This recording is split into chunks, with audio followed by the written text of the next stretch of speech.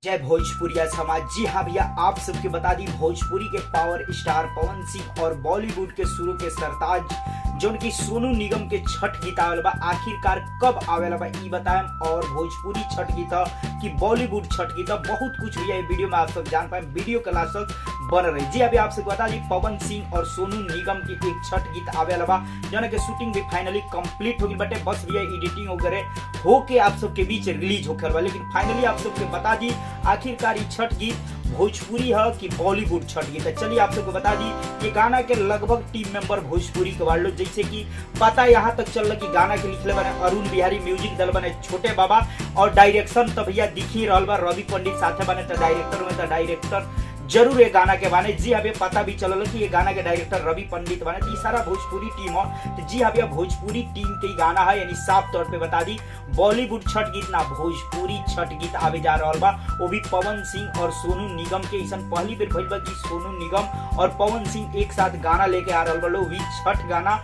और वो भी भोजपुरी में ही। बहुत सारा मतलब समझ सकते हैं अपने आप में एक बहुत बड़ा बात बा। भोजपुरी में सोनू निगम वो भी पवन सिंह के साथ दोनों जाने शुरू के बादशाह और साथ ही साथ भैया पहली बार सोनू निगम भोजपुरी में जो उनकी छठ गीत लेके आगे बने। जी अभी तो अपने आप में बहुत बड़ा बा। अगर बात के लिए भैया ये गाना कब आवेला बा कि बता दी यही सप्ताह में, इस सप्ताह में 95% चांस बा गाना आ जाई ना, तो भैया 100% चांस बा कि ये सप्ताह में रिलीज डेट आउट हो जाए। जी हाँ भैया, अगर इस सप्ताह 95% गाना रिलीज हो जाए, अगर ये सप्ताह नहीं रिलीज हो तो अगला सप्ताह 100% रिलीज हुई। लेकिन टीम के तरफ से जो अपडेट मिल हम बता रहे हैं कि ये सप्ताह ये गाना रिलीज होके के चांस 95% बा। जी अभी आगे जितना भी अपडेट आई हम बताएं, लेकिन आप सब भूले मत भोजपुरी छठ गीत होता पवन सिंह और सोनू निगम के आवाज में जाना में वीडियो में पवन सिंह सोनू निगम और साथ दिया अपोजिट में लोग के हर्षिका पुनाचा। जी हाँ भैया, बतौर अभिनय से भरल बहुत ही जबरदस्त बहुत बड़ा लेवल के छठ गीत आवे जा रहा बा फाइनली